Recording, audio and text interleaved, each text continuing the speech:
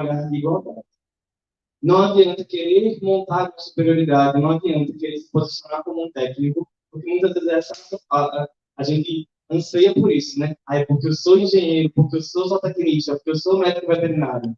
E essa é uma das maneiras que a gente tem que quebrar. A nossa formação, ela é o que faz a gente competente, não é o que faz a gente superior. Então, é um dos primeiros tópicos que eu sempre falo com as pessoas que estão entrando no agro, que estão trabalhando, principalmente com a comunicação direta, não só com o produtor, mas também com os funcionários, a depender do porte da fazenda. Porque se essa pessoa, se esse pessoal, eles não verem um olhar de igualdade, eles não vão dar as respostas que vocês precisam para trabalhar. E aí, Dani, como é engenheiro de projetos, já sabe, dados e informações é a essência do negócio. Se a gente não tiver os dados corretos, se eles forem enviesados ou intimidados, a gente não consegue ser assertivo, tá certo? Então, é o primeiro tópico que a gente sempre tem que trabalhar. Não só linguagem, mas também posicionamento. Eu um pouco desconfiada desse cliente de vocês. É. Já faz ideia.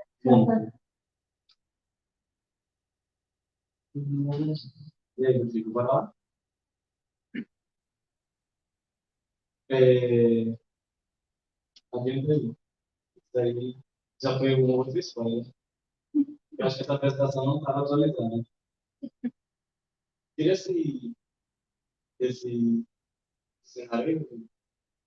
Não, vai ter que abrir o PowerPoint e remover. Vamos lá. Tá vendo como é tecnologia? Aqui é um improviso. Cadê? Tá lá.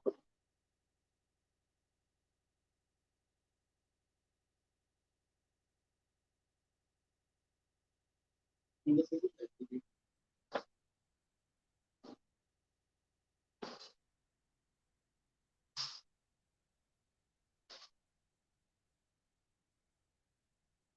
Se alguém quiser tirar uma foto aí desse quadro, a gente vai utilizar ele. Bater o retrato. Já bateu o retrato? Pronto. Já já a gente vai comentar sobre esse vídeo.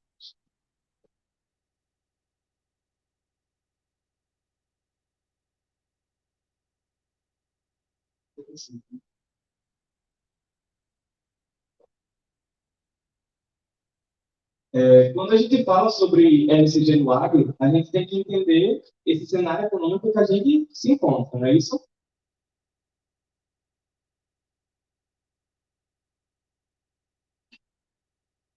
O Ministério da Agricultura e Abastecimento, o Ministério da Agricultura, Pecuária e Abastecimento, em 2021, lançou essa nota sobre o crescimento e potencial do mercado agrícola que a gente tem no país. E, de acordo com essa pesquisa que eles fizeram, o mercado agro ele tende a crescer 20% em relação a 2021, tá certo?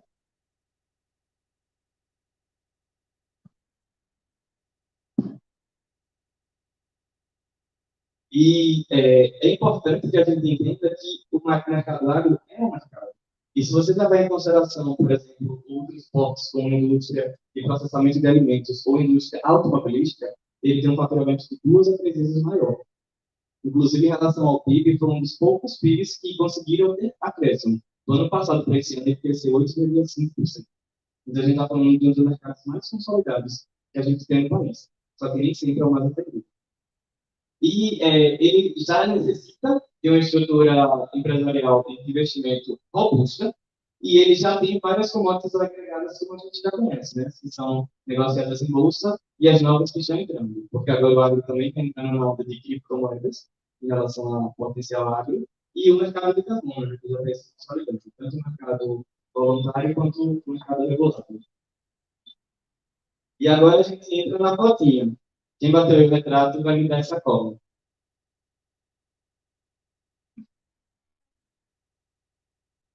Vamos lá. Isso aí você tem a produção agropecuária em relação à produção vegetal, à produção animal e à produção de dois juntos.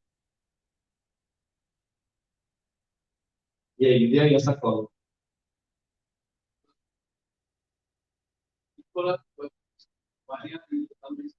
E os valores? Porque muitas vezes a gente fala sobre porcentagem. Então, a primeira coisa que a gente tem que lembrar, a comunicação ela tem que ser assertiva. Então, dizer que ele vai crescer 20%, às vezes não significa nada. é um valor que é intangível. 20% do quê? Vai dar um Ctrl Z, André? Mas é. E esse menino é tamanho de cola. Aí, professor. Tão bom, também não sabe cola não. Tá vendo? Eles estudam. A gente tem em relação à produção vegetal e lavoura, em 2020, em 2020, 681 bilhões de reais produzidos no Brasil. E em 2021, estimado, tá certo? Porque quando esse levantamento foi fechado, o ano ainda não tinha fechado, 768 bilhões. Então vamos lá, quanto que é 20% disso? Cadê a calculadora? Vai pegar 768 e multiplicar por 0,2.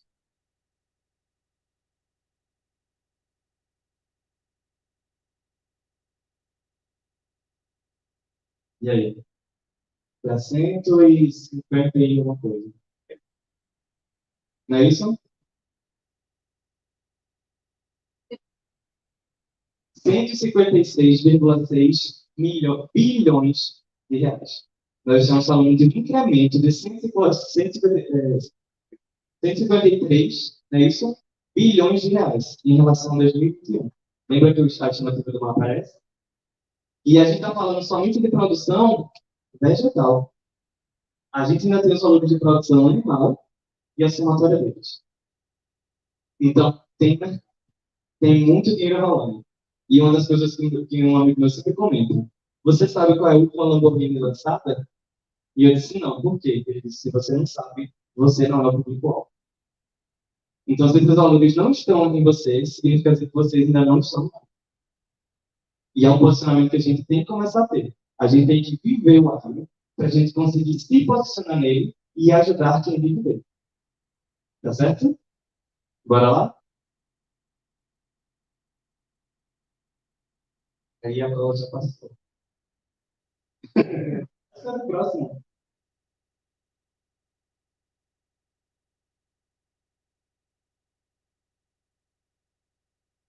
E aí a gente vai entrar agora nas demandas, porque a gente está falando na produção agrícola. Mas essa produção, para que ela funcione, ela vai precisar obedecer atender demandas. Tá certo?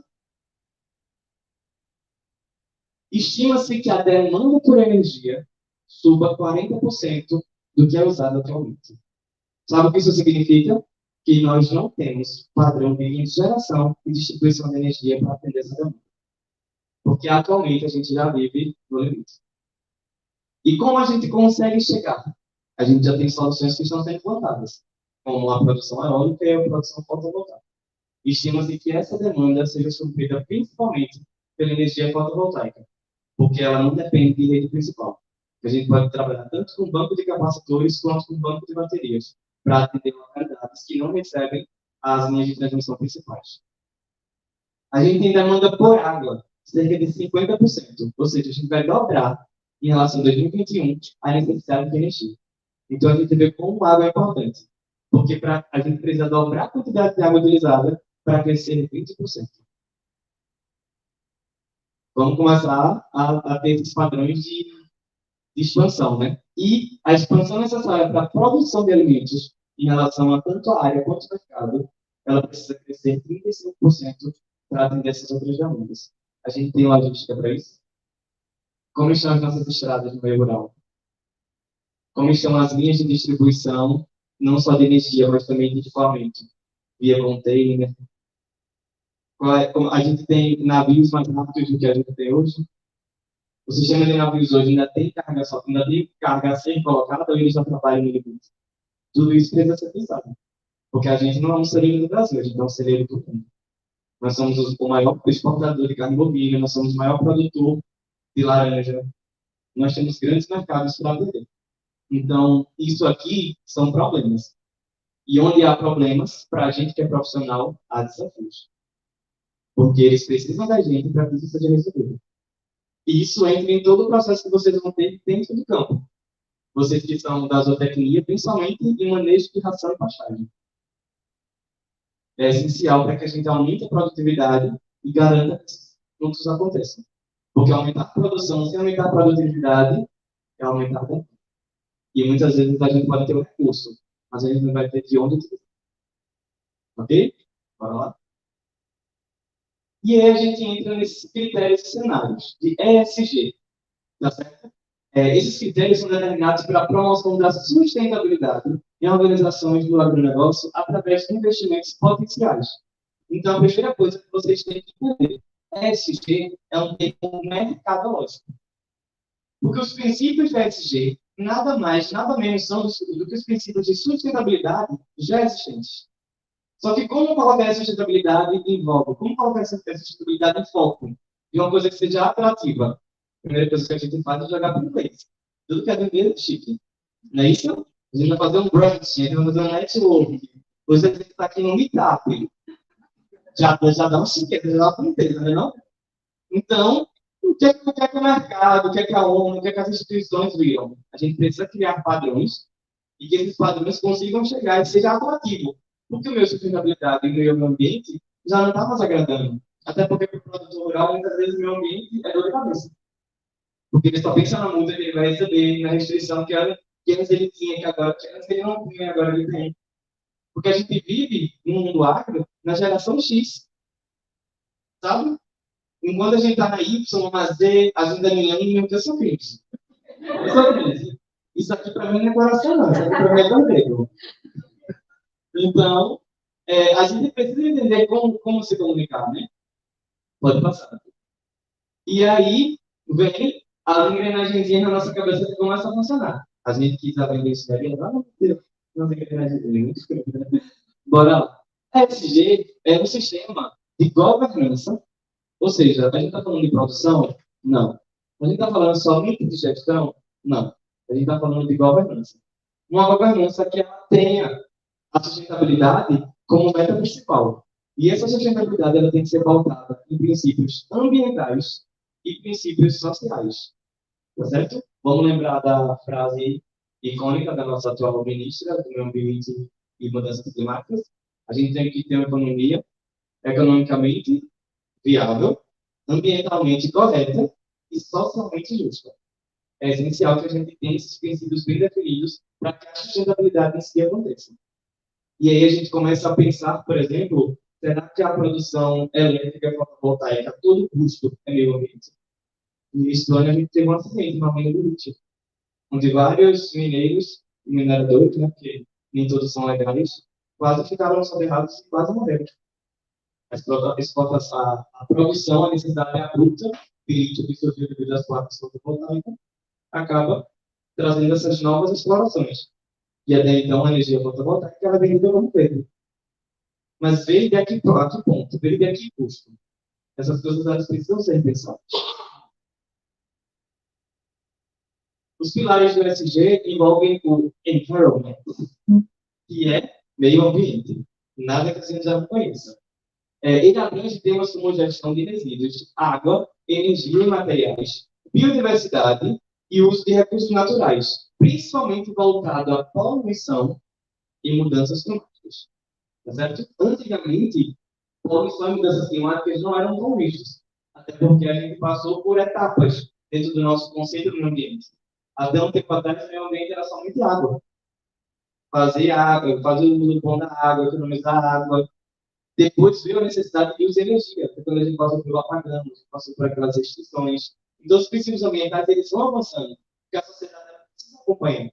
Agora a gente já fala sobre resíduos sólidos, já tem essas lixeirinhas de cores diferentes, né? A gente vai evoluindo como sociedade. A gente tem o princípio S, de social, mas aí social e social é a mesma coisa, né? Ele inclui as questões trabalhistas, segurança, diversidade de trabalho, relacionamento com comunidades e sociedades. Isso vocês vão ver bastante em locais tanto de difícil acesso quanto locais onde tem proximidade com comunidades tradicionais. Tribos indígenas e comunidades que são quilombolas são a questão principal. E todas as empresas que estão próximas a elas geralmente são atuadas pelo Ministério Público. Porque esses princípios só são vistos a nível acadêmico, não a nível pé no chão. Então, os projetos submetidos nas secretarias do meio ambiente, muitas vezes obedecem todo o princípio do meio ambiente. gestão de resíduos, gestão de água, utilização de recursos. Mas a questão de comunidades, às vezes passa batida. E aí, quando está na operação, a relação com clientes e fornecedores, que são os conhecidos como stakeholders, e referente à sua responsabilidade em relação ao produto, uma vez que qualidade do produto não é diferencial, é obrigação. Uma pessoa que faz a aquisição de um produto, ela deve fazer uma aquisição de um produto de qualidade, e isso não pode ser vendido como diferencial. E a gente chega no governance, que é em relação à governança corporativa. E ele vai envolver os relacionamentos dentro da corporação e o seu comportamento, o que a gente também conhece na área de gestão de pessoas e de negócios como cultura, a cultura empresarial. A gente vai ver qualidade, diversidade, eficácia e independência de conselho administrativo, tá certo? Hoje também é uma tendência que dentro de conselhos administrativos haja participantes externos ou investidores, para que eles também opinem no produto que a empresa está desenvolvendo. Além das questões de ética e combate à corrupção, que a gente nem precisa comentar, né? A gente nem precisa disso. O ESG, o que ele é basicamente? Lembra as ODS da década passada? Não, o que foi que a ONU fez? Baseou ela baseou ela com os pilares do ESG e construiu subtópicos. E esses subtópicos alimentam as 17 ODS que a ONU desenvolveu, tá certo? Então, a gente vai ter combate à fome, inclusão social, igualdade de gênero, igualdade de salários, carga horária e demandas que não sejam abusivas ou causem assédio. Todas essas questões vão estar sendo envolvidas. Condições de trabalho, salários justos, leis trabalhistas, inclusão social, eliminação do trabalho infantil. A gente vai ter na parte de governança a questão de ética, transparência, prestação de contas, ética, integridade das informações, planejamento. E aí o que acontece como consequência? A gente tem um parâmetro que está sendo essencial na gestão de dados hoje, que se chama LGPD, Lei Geral de Proteção de Dados. É importante a gente estar atento a isso, porque até o ano passado ela era indicada, sugestiva que fosse feita. A partir do ano passado ela começou a ser obrigatória. Então agora já começam a acontecer também as autuações e punições legais sobre a exposição de dados das pessoas que a gente trabalha. Em relação ao meio ambiente, a gente tem emissão de carbono, gestão de resíduos, responsabilidade ambiental, financiamento e recompensas. E aqui já ouviu falar sobre PSA. Alguém já ouviu falar sobre PSA? É uma legislação que, inclusive, economicamente já está vigente. É pagamentos por serviços ambientais. Agora, empresas, empresários, produtores rurais podem entrar em redes de financiamento e receber dinheiro por conservação de biodiversidade do ambiente. Então, preservação de nascentes, preservação de mata nativa, preservação de espécies que podem estar em ameaça de extinção, relação entre biodiversidade e ecossistema, que eles conseguirem provar que eles são responsáveis por manter, eles podem ter lucro por isso. Tá certo? Ou seja, obedecendo a ODS, né? Que é a responsabilidade em relação ao financiamento e recompensa. A gente tem redução do desmatamento, pontos renováveis e métodos naturais de controle. Inclusive, métodos naturais de controle entram as NDS, que é outro termo em inglês, que significa soluções baseadas na natureza. Ou seja, o desenvolvimento social e ambiental ele deve ser embasado no que a natureza consegue produzir, que é uma questão que a gente está falando agora das placas solares e do lítio. Não adianta eu gerar energia verde que o seu processo de produção causa impactos além do ambiental, também causa impactos sociais, tá certo? Soluções baseadas, pautadas no que a natureza pode oferecer. E em relação ao desenvolvimento sustentável, a educação da pobreza, fome zero, saúde, educação, igualdade de gênero, enfim, uma série de questões que também vão estar sendo envolvidas. Então, isso baseia as relações que a gente tem para montar o ESG, que é a governança social e ambiental. Ou seja, termos que a gente já conhecia, princípios que já eram expostos, mas agora eles começaram a se tornar demandados. Por quê? Que conseguiu entrar em moda, conseguiu ser útil. A minha empresa é ESG. A minha empresa tem princípios ESG. Então, o que é isso ESG? nada mais, nada menos do que a ONU já estipulou há mais de 10 anos.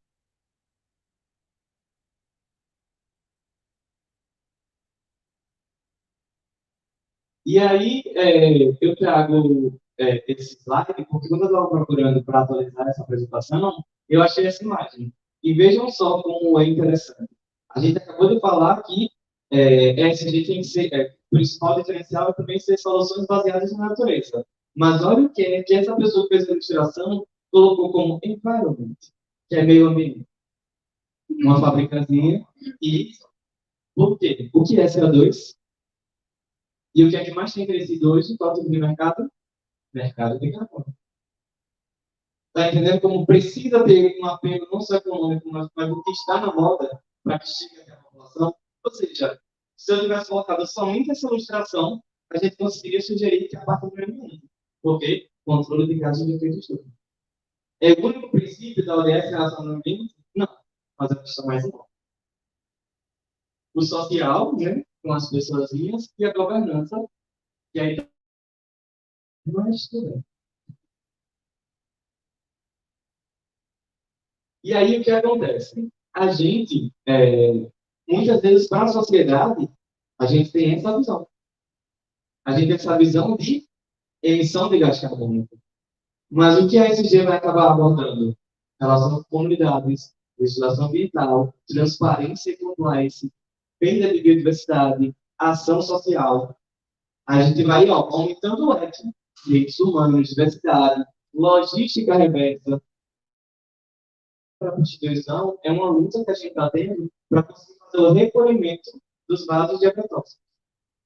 Porque as empresas se disponibilizam, montam um ponto de coleta e os produtores não conseguem chegar até lá com os vasos grandes.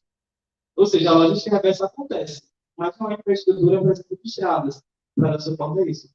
Uma estrutura logística de unidade para receber todo esse volume e fazer esse transporte.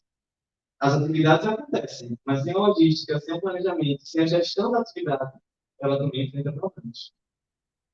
Saúde e bem-estar dos colaboradores, mitigação de risco, emissões de efluentes líquidos, enfim. São várias coisas que as pessoas acabam precisando entender e acabam também sendo expostas. Mas muitas vezes, o foco está somente em emissão de carbono. E aí, pode falar. Está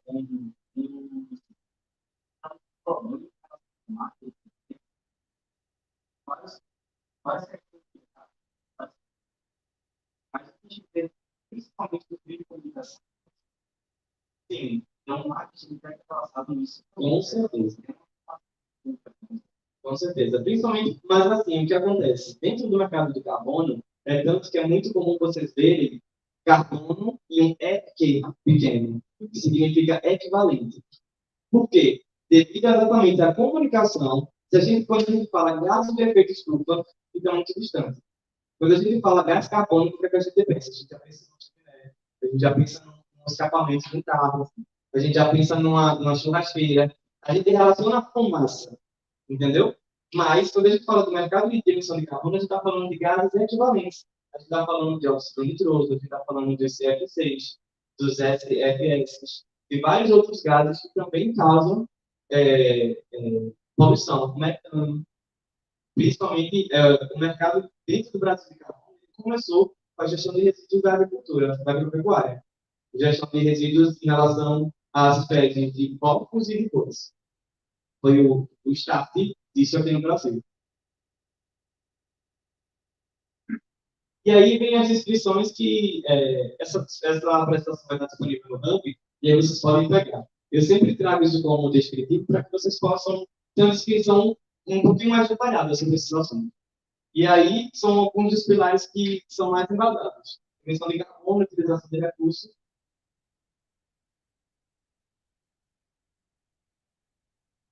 A gestão de resíduos e a rastreabilidade de cadeia, tá certo? E principalmente em questões da rastreabilidade, que ela vem sendo exigida em todos os aspectos, tá certo? A gente já tem empresas no Brasil que os seus produtos são vendidos por QR Code. E quando a pessoa está no mercado e tira uma foto, pega o QR Code daquele produto, ela consegue ver onde ele foi plantado, quais foram os químicos que foram aplicados naquele produto, quando ele foi plantado, quando ele foi colhido, quem fez o transporte e em que data ele chegou no mercado. Ou seja, a gente tem uma rastreabilidade completa de toda a cadeia. Não só isso em relação ao produto, tem também em relação aos incrementos de serviço. O Ministério da Agricultura no Brasil ele já faz toda a rastreabilidade dos produtos e insumos. Então, quando você compra um agrotóxico, quando você compra um defensivo agrícola, quando você compra um adubo, seja ele orgânico ou inorgânico, mineral, você também consegue, a partir do momento que ele tem um selo do mapa, você tem todas essas informações. Se ele foi importado, de que país ele veio, quando ele foi extraído, qual mineradora extraiu esse produto. Aqui no Brasil, você sabe qual foi a empresa que comprou, que fez a logística de destinação. Esse mercado de rastreabilidade ele já acontece. Antes?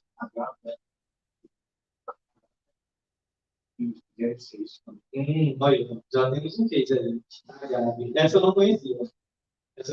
Mas a rastreabilidade dos produtos do mapa, a gente já conferiu, inclusive, porque na instituição que eu dava aula lá em Juazeiro, a gente teve um problema com substratos. E a gente conseguiu achar esses caminhos pelo código do mapa.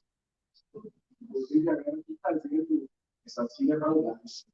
Esse aqui, em inglês e agora não. Sim, que é gestão ambiental e social. Exato. Acontece muito com essas siglas, né? Elas acabam se atualizando. Bom, a questão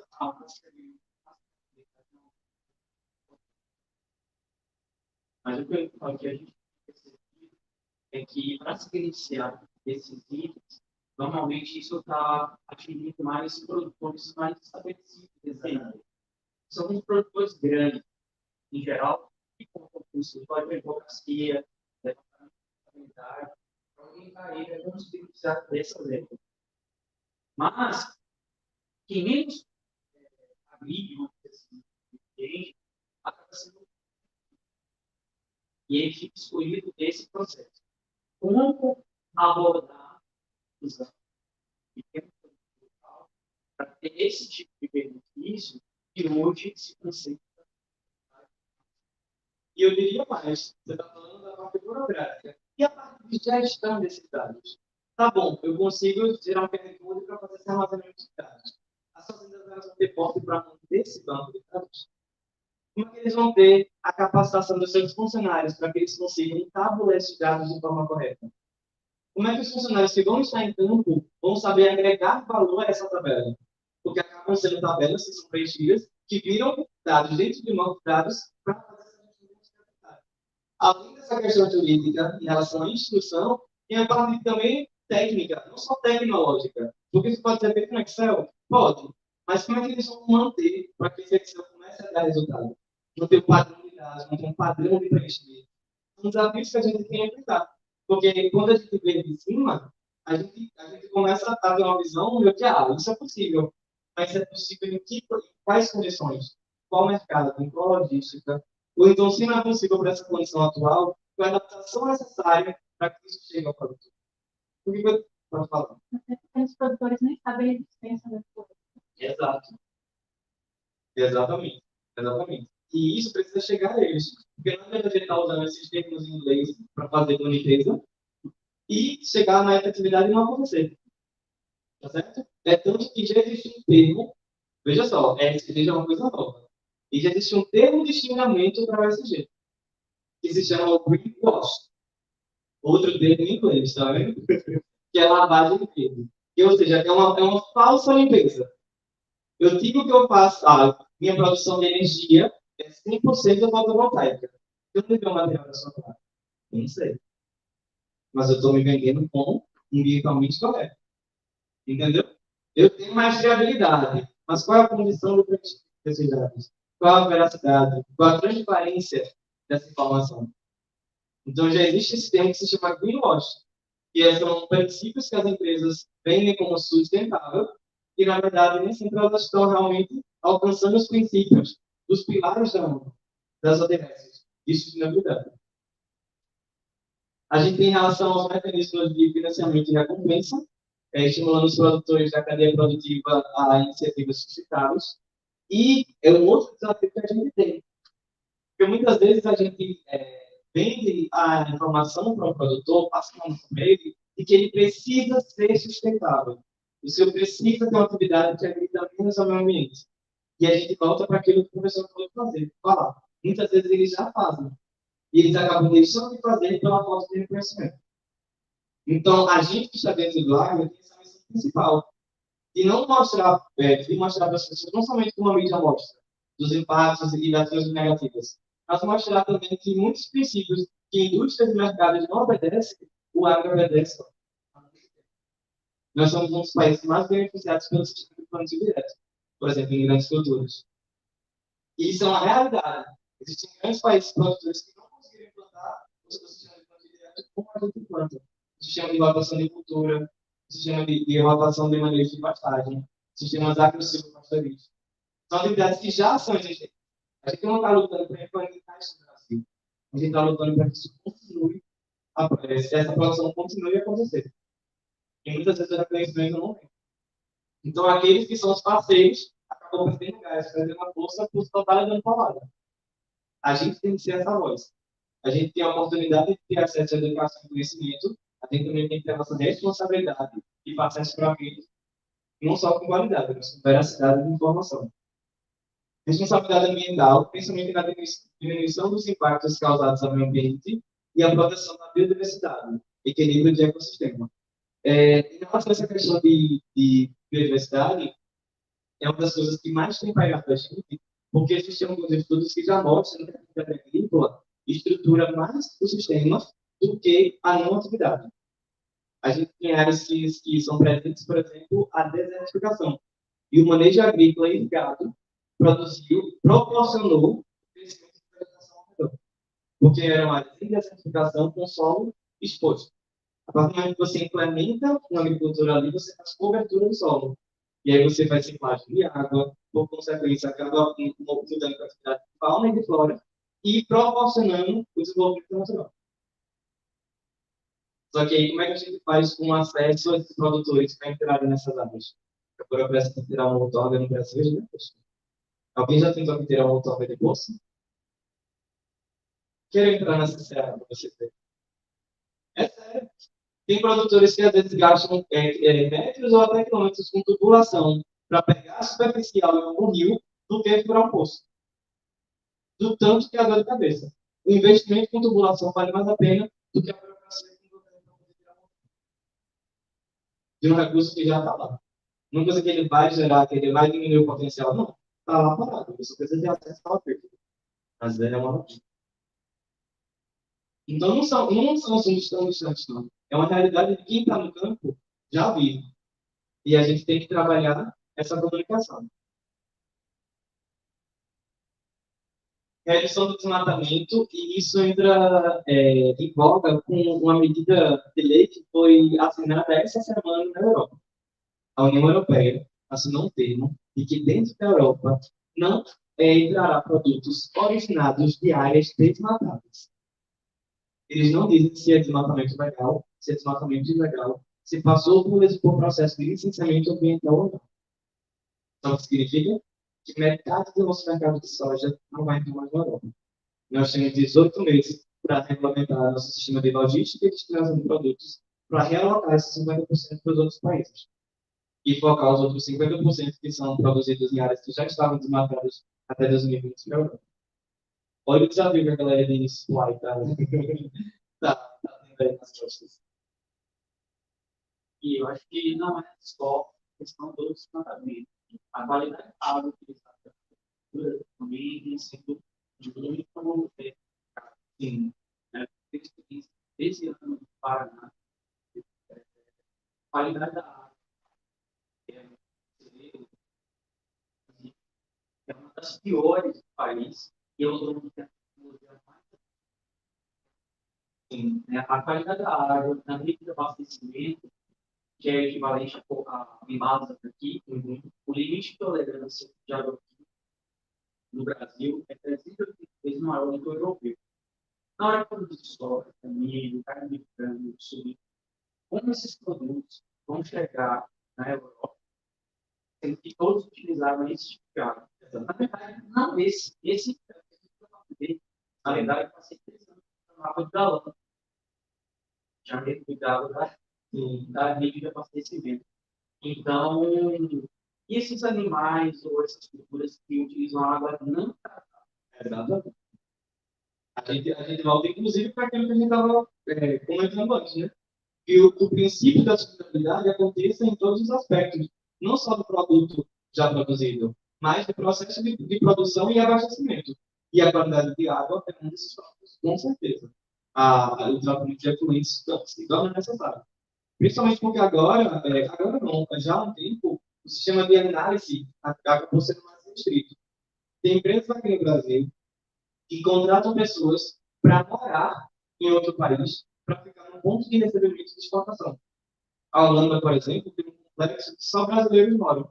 E são brasileiros que moram próximo ao porto para poder fazer a análise do produto que chega do Brasil. Porque ela faz uma dupla conferência. A Holanda faz a análise da amostra que eles tiram do container e o Brasil também, para comparar se os resultados estão batendo. É exatamente por conta de questões como essa. A quantidade de alimentos com resíduos de produção no Brasil tem crescido na exportação. E acaba ainda mandando isso porque o que acontece? O custo de destinação final é do produtor.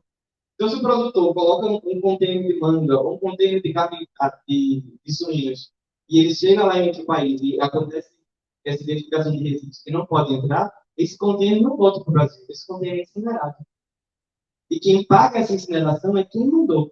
Ou seja, você pagou o sistema de produção, você pagou a destinação, o container, chegando lá, ele é rejeitado, você não tem lucro, você já paga para ele ser queimado. Olha o desafio que a gente tem. Então, só que o que acontece? Esse princípio é novo? Não. Mas como é que a gente consegue colocar isso em voga? Só por ESG. Porque vai entrar o social, a comunicação, a transparência, o compliance. A gente encontra a consistência dentro do próprio meio. Sim, exato. Então, lidar com isso, a gente já tem que fazer um chamado verificado. Exato. Mas, assim, é importante a gente entender que, veja só como essas coisas acabam sendo polêmicas, muitas vezes a gente é baseado não só em informações da academia, entendeu? Mas as informações também de mídia. A gestão de fonte no Brasil, ela realmente é muito necessária. Mas a gente também tem pontos benéficos. Pernambuco é um estado que tem mais de 60% do seu município saneado. Em algumas cidades dele, isso já é uma realidade. E Pernambuco, ele não tem mais lixões a céu aberto. 100% das cidades de Pernambuco fazem destinação de resíduos. Seja ele CTR, Central de Tratamento de Resíduos, ou seja ele uma unidade que faz um tratamento parcial. Mas a disposição a céu aberto não existe mais. Mesmo em relação ao mercado de agrotóxicos. Algumas vezes a gente vai falar, poxa, Romulo, como é que a gente define o agro? Essa semana, 170 agrotóxicos foram liberados. Eu digo, tá certo, verdade. Você olhou como é que eles foram liberados? Muitas vezes o que acontece? Uma molécula ela é liberada, isso que lá no Brasil. Só que essa molécula é feita por diversas indústrias. Igual a vitamina C que a gente consome. A gente consome vitamina C em comprimido, a gente consome vitamina C diluída, a gente bota aquela pastilha de vitamina C, aquela C. Tudo isso que é vitamina C, a gente põe uma acerola, uma goiaba. Então, no mercado químico e farmacêutico é a mesma coisa. Muitas vezes, esses 100 e tantos agrotóxicos que foram liberados são 4, 5 ou no máximo 6 moléculas, que têm as suas variedades de produtos. Mas a questão de agrotóxicos ela precisa não só ser revista, mas ser analisada. Porque o sistema atual de tratamento de resíduos no Brasil não retira agrotóxicos. Ele retira material disperso e algumas moléculas orgânicas. Mas os agrotóxicos eles não têm um critério de avaliação. Tanto agrotóxicos quanto fito-hormônios. Fito-hormônios também eles têm dificuldade de serem removidos. Então, são questões que a gente precisa saber. Então, o que acontece? A gente vê essa questão da mídia, de trazer essa bomba. Mas, às vezes, ela não traz de forma esclarecedora. Ao invés dela criticar o uso de agrotóxicos, ela poderia estar criticando o sistema de tratamento. Porque o sistema de tratamento no Brasil, ele não está a esse nível de análise. Porque a gente precisa mandar para fora. Porque o que acontece? Se para fora não pode, quem está consumindo? Se isso está sendo produzido. A gente. Porque se não vai para fora, tem que ser consumido por algum lugar. Entendeu? Essas coisas precisam ser repensadas. E acontece muito o que o professor falou. Não só lá, professor. Aqui a gente tem cidades do interior que a água é altamente salobra. E as pessoas precisam comprar galões de água para beber. Mesmo estando em cima de um dos maiores aquíferos que a gente tem na América do Sul. Que pega aqui, o aquífero do Urucuia, por exemplo, que pega aqui no oeste do Paraná. É um dos maiores que a gente tem. E a gente tem pessoas bebendo água salobra. São questões que não são coerentes. E isso é SG. Como é que a gente tem uma alta produção agrícola, a gente consegue exportar para vários países, nós somos líderes de exportação em várias cadeias produtivas e a gente tem nativos tomando água salobra. Isso é SG. É trazer essas soluções não só para fora, mas também fazer o dever de casa. Ajudar e melhorar as condições internas. E aí, Rodrigo? Boas condições de trabalho. Ninguém já falou sobre as condições de trabalho até hoje, né? As condições de trabalho hoje. A gente no Brasil já tem fazendas que mudaram o sistema de cultivo por conta de não atenderem a lei trabalhista. Eu já conheci uma produtora que ela tinha produção de café. E ela me disse, Romulo, eu derrubei toda a minha produção de café, que já era que estavam anos plantados, para colocar soja. Então, assim, eu me lembro que se fizesse isso, e ela, porque simplesmente eu não conseguia atender aos critérios da lei trabalhista. Porque algumas exigências, elas não se adequam a todos os sistemas de trabalho. Eu não posso ter um padrão organizacional e funcional de funcionários numa indústria, numa capital, ou numa cidade como, por exemplo, Correntina, no Oeste Bahia. As condições impossivelmente vão ser as mesmas. E é o que acontece? Ela fez toda a implantação de galpões, sistemas de alimentação e sanitários, enfim, ela fez todo um conjunto de infraestrutura que, mesmo assim, o Ministério do Trabalho começou a empacar processos dela. A dor de cabeça foi tanta que ela disse, eu preferi trocar para soja, porque mais da metade do processo é mecanizado e eu preciso ter menos mão de obras. Então, com uma quantidade menor de funcionários, eu consigo atender os requisitos do Ministério do Trabalho. E a gente teve toda uma mão de obra reduzida. E aí? Foi a qualidade da gestão do trabalho a que custo? Porque ela acabou fazendo essa conversão de quantidade de mão de obra contratada. Ela continuou com a mesma área, continuou com o mesmo potencial de produção, mas a necessidade de mão de obra mudou drasticamente. E outra, não por vontade dela. Mesmo hoje ela tem mais lucro, porque café é o negócio da família. E ela tem aquele orgulho de continuar com a produção da família. Mas, judicialmente falando, ela não teve as condições de continuar. Porque se ela continuasse, ela poderia ter que vender a fazenda, por não conseguir arcar com os custos das multas e dos embargos e de tudo. Isso é SG. Não adianta a gente levar as ciências para o campo sem conhecer a realidade do campo. Entendeu? E isso a gente também tem que cobrar não só do setor empresarial, mas também do setor governamental. Será que as pessoas do governo que determinam as exigências, elas vivem aquelas exigências que eles estão exigindo? Será que eles conhecem se aquela exigência é aplicável àquela condição de trabalho? O professor acabou de falar sobre a condição de apicultura e a produção de terra. Muitas vezes a apicultura está relacionada a outra grande cultura. Nem sempre a gente consegue ter um produtor somente de mel, a não ser que ele esteja em área de vegetação 100% nativa. Então, se ele não tiver uma cultura principal, como é que ele vai fazer para manter? A gente tem hoje também um consórcio de grandes culturas perenes, como, por exemplo, a manga. Alguns produtores de manga, quando eles plantam a manga demora de 2 anos e meio a 3 anos, se for enxerto, a dar o primeiro motivo e ter a primeira colheita.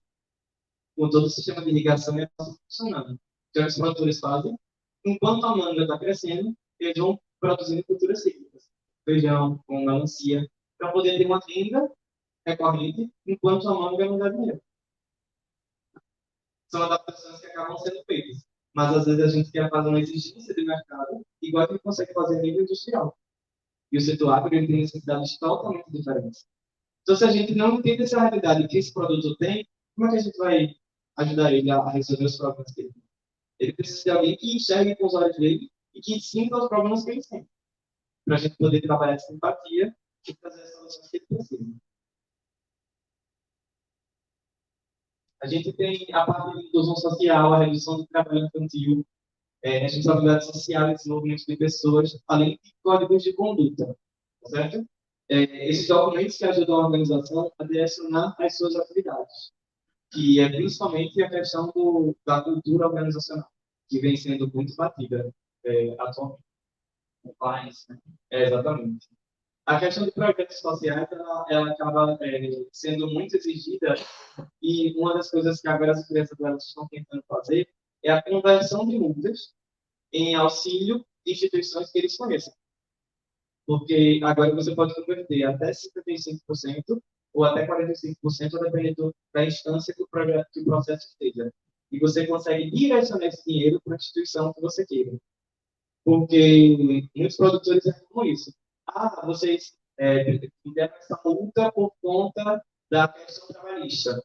Mas os produtores da minha região não tiveram nenhuma capacitação. Então, cadê o dinheiro das multas que a gente está aplicando? Vocês aplicam multas porque a gente não obedece às questões trabalhistas. Mas os produtores da região não estão sendo atendidos. Esse dinheiro vem para onde? A Funacentro está pagando o quê? Do mesmo jeito em relação a tratamento de água, que estava falando entre as vezes do Paraná.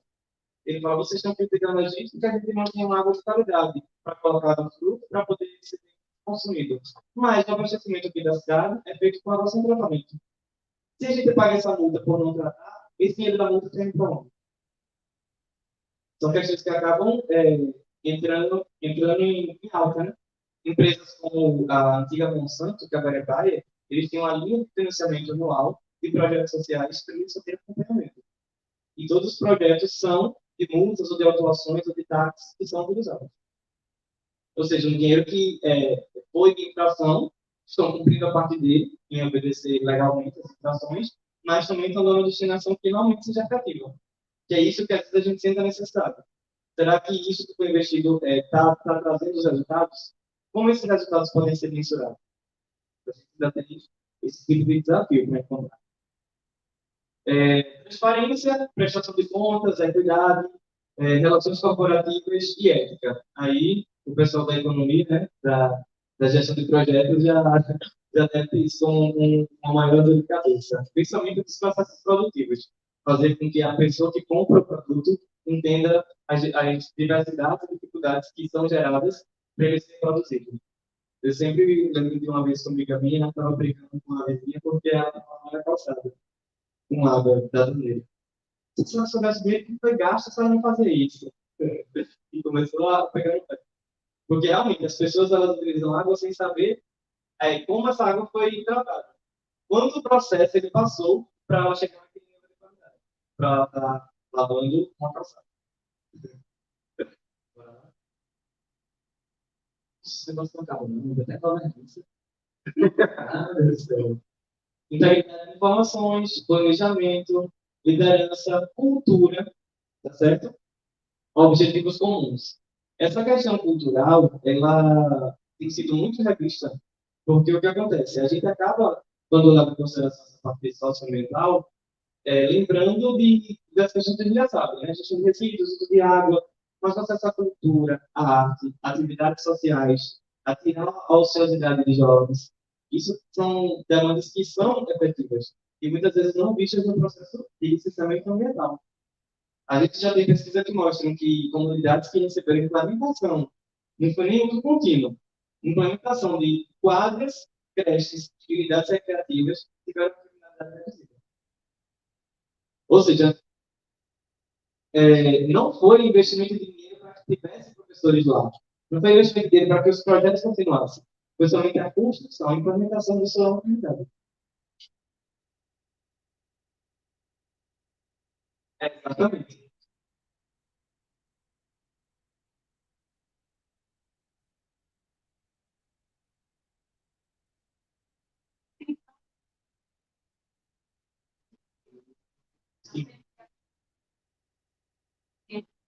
Eu só corrigiria essa frase que ele não tem que ser atrativo. Esse atrativo tem que ser mostrado, porque ele já existe. O que está acontecendo agora é o seguinte: a juventude saindo do campo e o pessoal formado das cidades entrando no campo. Ou seja, enquanto o filho do produtor perde a conexão com a sua ancestralidade, a gente tem pessoas que vêm do meio urbano ocupando espaço. Essa é a nossa luta. Fazer com que esse negócio não se torne somente agricultura familiar a nível de agricultura de pequeno porte, mas agricultura familiar a nível de pertencimento da produção familiar. Acontece muito na França.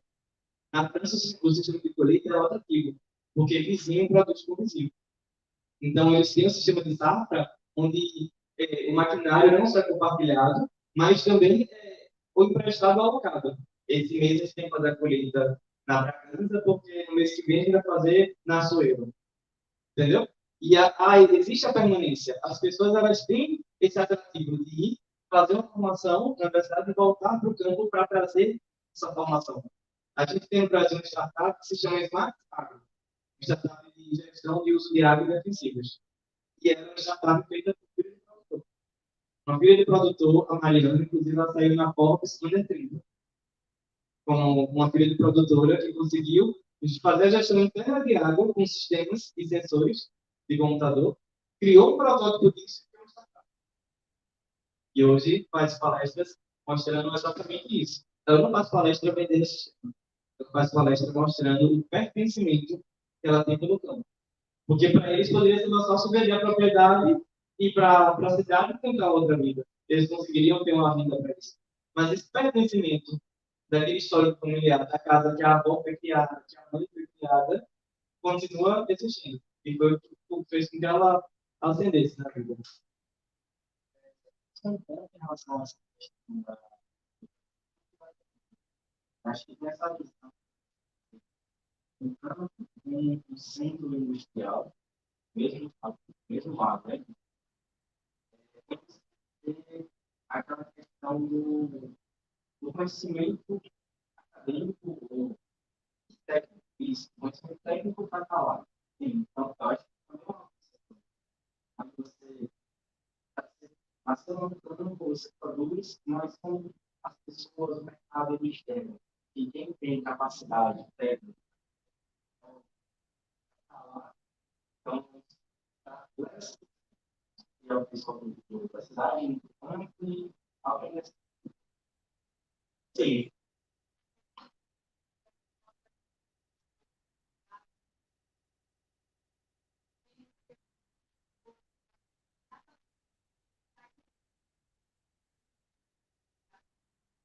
Exatamente. E isso é um problema estrutural quando a gente leva em consideração um programa que aparentemente está distante de nós, né, do nosso mercado. Quando a gente fala do programa Mais Médicos, por exemplo. O que foi que aconteceu? Abertura de vagas? Não. Disponibilidade de vagas que já existiam, trazendo um atrativo financeiro. Se você que é médico vier trabalhar nessa unidade, você vai ter um atrativo X no seu salário para permanecer nessa unidade. E aí a gente tem que pensar nisso porque onde está a escola veterinária da UFRGS? E onde está a fazenda da veterinária da UFRGS? Entende? É uma questão estrutural. Essa realidade acaba se tornando distante, a vivência universitária acaba sendo distante da vivência pé de roça, pé de chão. isso realmente pesa muito no corpo contigo, e esse distanciamento, eu posso ver ele enxergar.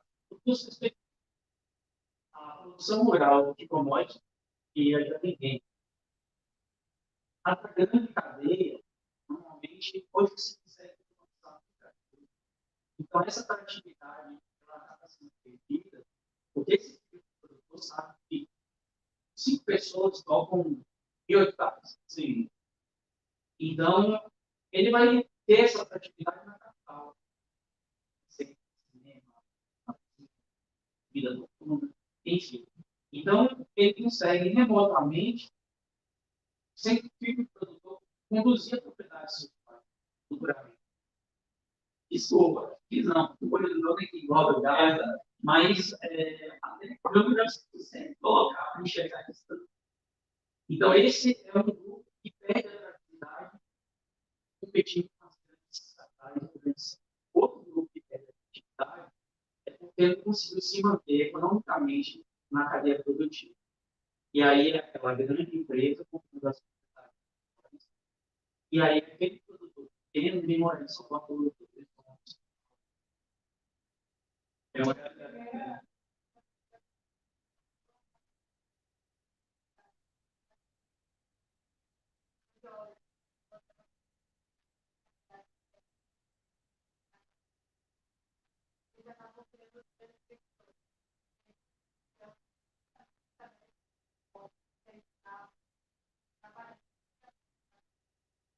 E enxergar isso como um desafio.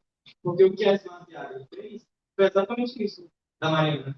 Ela hoje ela consegue ter sistemas de monitoramento de previsão agrometeorológica em comunidade. Ou seja, 30, 40 pequenos produtores têm acesso à mesma estação e ao mesmo conjunto de sensores espalhados em campo. Então, eles conseguem ter automação no campo em relação à tomada de decisões. Eles conseguem estimar a previsão exata de você aplicar um defensivo. Você abre o aplicativo e diz, meio dia hoje vai ter um clima ideal para você pulverizar a sua área. Porque a condição que vai vir mais para frente é propícia, por exemplo, ao ISO. E é um feito de empreendedorismo que gerou, inclusive, Exato. e tem um estado. Exatamente. Foi exatamente o que ela fez. Lá em Petrolina e Juazeiro, tem uma cooperativa de uva que fez a contratação dela. A unidade é gerida na cooperativa, mas instalada nas fazendas. Então, todos os produtores de uva que têm acesso àquela cooperativa, que vendem pela cooperativa, têm acesso aos dados de mapeados e conseguem fazer a gestão de irrigação e defensivos agrícolas com os sensores que foram implantados em campo. Isso é um processo de inclusão. Porque antigamente a gente só imaginaria isso em um CNPJ a nível de porte. Hoje a gente tem um conjunto de pequenos produtores a partir do associativismo e cooperativismo que tem acesso à mesma tecnologia. E com um custo bem inferior. Eu também atuei na professora da Univas, então também a gente compartilha. Minha casinha. A nossa antiga, a minha antiga casa. Eu sou univasiano. Então, esse associativismo e o cooperativismo, depois que eu me mudei para o sul do Brasil, a gente percebe modelos bem diferentes. Né? O cooperativismo empresarial, ele não tem paralelo com o cooperativismo lá na nossa região. Embora tenha a cooperativa que se falou, dos produtores da agricultura irrigada, que eles têm um perfil social, diferencial. É porque o sistema, vejam só como é importante a gente trabalhar os princípios, e já é uma discussão, os pilares, para a gente chegar numa abordagem de possível interpretação. Diferentemente de outras regiões, o polo de fruticultura de Petrolina de Juazeiro, ele foi inicialmente subsidiado pela Fabebras. Então, as pessoas que têm acesso ao perímetro irrigado, elas já tiveram acesso a uma área com uma infraestrutura pré-dimensionada. Quando você compra o lote, você não compra os hectares. Quando você compra o lote, você compra os hectares com cerca. Você compra os hectares com umidade e drenagem, com a instalação de drenagem já instalada, com acesso a um canal de irrigação, quando você vai alocar sua bomba ali, sem a necessidade de desbravar ou chegar na boca. Ou seja, você já tem todos os princípios necessários para que essa atividade comece a acontecer. E esse diferencial fez com que, consequentemente, quem tem aporte financeiro fizesse aquisição dessas áreas. Consequentemente, entra no que o professor falou. Acaba tendo o processo de cooperativas de estatismo lá tem um perfil social diferenciado. Por conta desse projeto de irrigação, desse conjunto de projetos, que são mais de 30 projetos de irrigação, que financiou isso. Inicialmente, eles entraram com a Codevasf e nas áreas vizinhas, a agricultura familiar também foi se aproximando. E aí já esse associativismo e cooperativismo. Diferente do Rio do Sul, que as cooperativas elas começaram em áreas que não tinham nada. Então, muitas vezes são pessoas que já estudaram filhos de produtores, vendedores, ou pessoas que fizeram aquisição e começaram a produzir os conhecidos self-made, que eles fizeram a parte deles, sim, então, acaba sendo um porte de agricultura diferente, nem sempre é sistema irrigado, boa parte deles acaba trabalhando em sequeira e regime de chuvas. É um outro perfil de produção, é um outro perfil organizacional. Eu não posso comparar a cooperativa do Sertão Nordestino, Bahia e Pernambuco, teve um incentivo da Codebasf para uma cooperativa do Sul que não teve esse incentivo. Então, no caso, essas formas cooperativas, e total, elas são todo a região, mas que exatamente tem uma Exatamente. Essa é uma visão ESG. Eu posso exigir a qualidade de água de uma pessoa que trabalha que tem um lote da Codebasf que já tem água tratada no canal de irrigação, igual mesmo de uma pessoa que tem que fazer uma captação numa área, por exemplo, de acesso ao rio, que antes disso tem uma unidade industrial, por exemplo, lançando fluido. Não é a mesma condição. Não é a mesma paridade de mercado, não é o mesmo custo de implantação de cultura. É a mesma cultura, a mesma quantidade de hectares, mas as condições prévias mudam totalmente o potencial. Isso é uma visão desse jeito. Porque a gente olha o produtor, às vezes como empresário, ou às vezes como detentor de recursos financeiros. Mas o produtor, ele é aquele que mais assume o risco. Porque ele pega um produto para produzir sem ter a certeza que vai vender. E nas outras cadeias de produção isso é loucura, né? Não tem. A pensão é a primeira coisa que a gente identifica na gestão de produtos. Quem é a pessoa que consome nosso produto? Então, muito mais do que falar para o produtor que ele precisa de um tratamento, que ele precisa melhorar as condições de trabalho, que ele precisa melhorar a gestão de energia. É entender a condição dele como o nosso público-alvo. Não nosso público-alvo porque vai ser nosso padrão. Nosso público-alvo porque a gente tem algo para agregar. E se a gente não tiver essa visão de escutar para agir, a gente acaba repelindo esse público, que é o que muitas vezes acontece. Não só a equidade, mas a questão a anterior, né? A questão social em relação a entender a territorialidade. A territorialidade.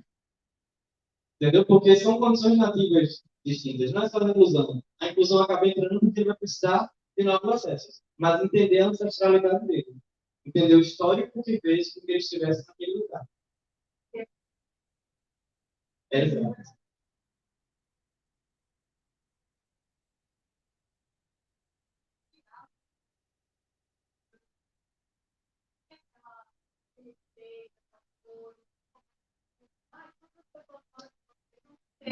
E ó, eu lhe diria outra coisa, o produtor ele é cabreiro, ele não conversa muito, porque quando você está em intimidade com um fazendeiro, pode desligar seu celular de madrugada, porque é áudio de 5 minutos. Ou seu roubo, eu queria ver se você é um áudio assim, de 5 minutos, de 4 minutos e meio seguido. Mas a gente precisa conquistar e quebrar essa barreira. E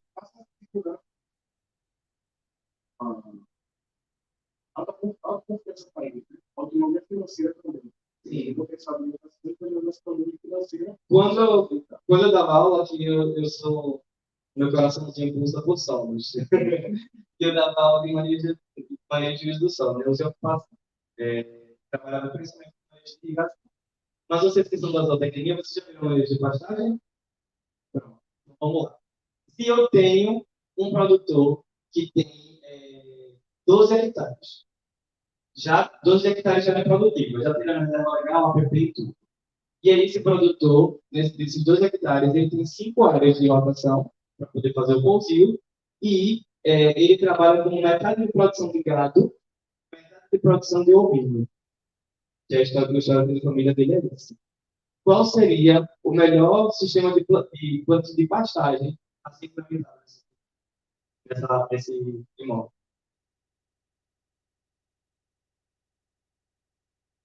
E aí, bora lá.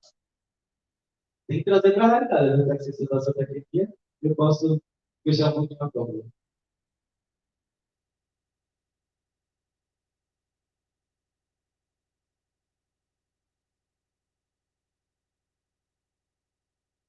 Enquanto vocês pensam aí, eu vou puxar agora para o pessoal aqui da economia e da gestão de projetos. A gente tem uma cooperativa que contratou vocês. E essa cooperativa, ela está precisando adquirir um software de gestão de dados para poder fazer a gestão da rastreabilidade dela. E aí é uma cooperativa de produção de citros, de laranja. Todos eles são laranja irrigada.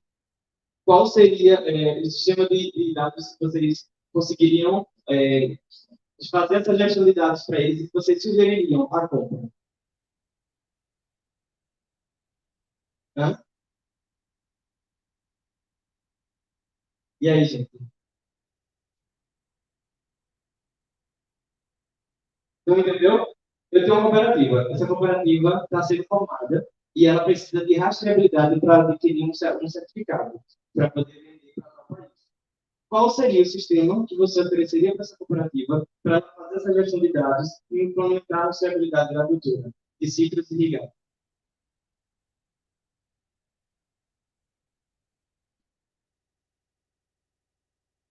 Imagina essa solução. Qual seria a solução para essa?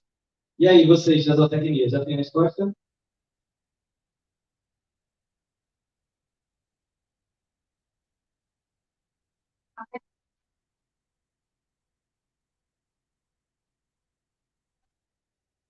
E o tipo de cultura a ser plantada? As escolas são o tipo de cultura aqui, as pessoas que eu acho que tudo plantar maquiagem. Tem as duas culturas.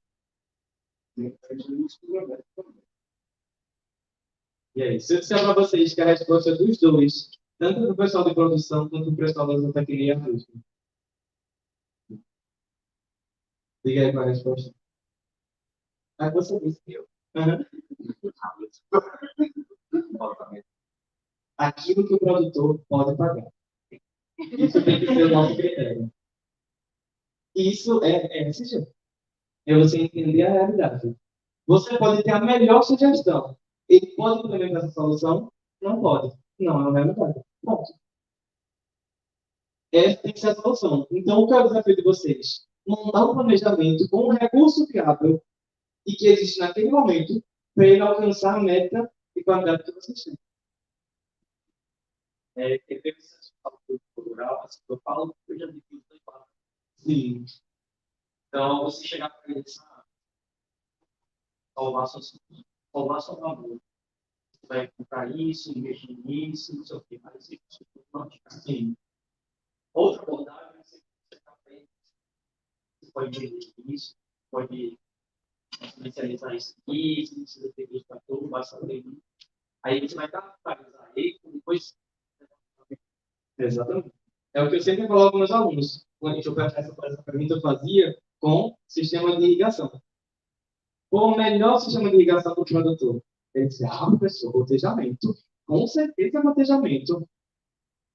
Só que qual é o custo de você ter um sistema de irrigação de gotejamento? Principalmente quando não é mangueira com microcompensador. Não, fora pivô. Pivô também, cara, porque o pivô é isso. Mas um sistema de irrigação tubular de gotejamento microaspersor para uma propriedade de 2 a 3 hectares, ele custa hoje 19. E eu estou falando de 2 hectares. De 2 a 3. Parece que é completamente isso é muito maior. Sim, exato. Por exemplo, bom, depende do quanto tu pode financiar, você estaria querendo. Eu posso propor para ele, ou ele pode pagar por baixa qualidade. Aumentar o número de tempo que eu vou colocar, aumentar a quantidade, porque aí eu saio completamente. Mas aí, isso é uma boa colocação, não tem erro. Como profissional, eu posso ter esteja dentro desse mesmo tempo rendimento econômico. Isso está ligado, que você falou no início da apresentação, como dar segurança. Exato. E o produtor ouve, como falou o professor, a partir de quando que ele vai ganhar. Muitas vezes o produtor não está nem ligado para quando de mercado vai produzir. É um fato com hábito de licenciação de produtos, eles querem se E nós, como profissionais, somos isso. Até porque não não pode esquecer que produtor não é uma empresa. Produtor é uma pessoa.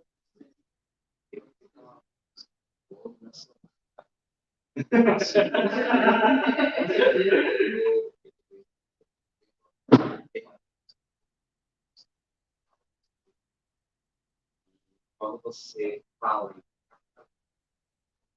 em corte de custo e ter, sem falar, eu posso te oferecer uma solução para cobrar isso receita.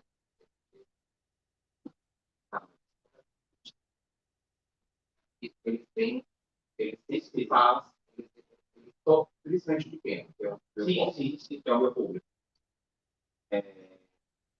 Se você fala em gastar, já já vi isso, claro. Então não é o mundo agro. O mundo agro é pequeno, na verdade, como você falou. Mas se a gente tivesse cuidado, e essa forma de estar chegando agora, porque hoje ele já é pequeno, ela tem uma principalmente então, assim, eles vão colocar um critério. Tá, então, para quem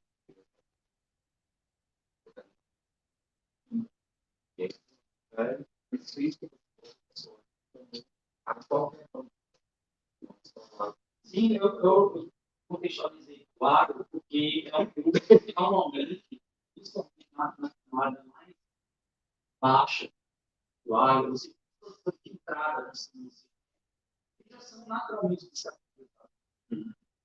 Já trabalham no negativo.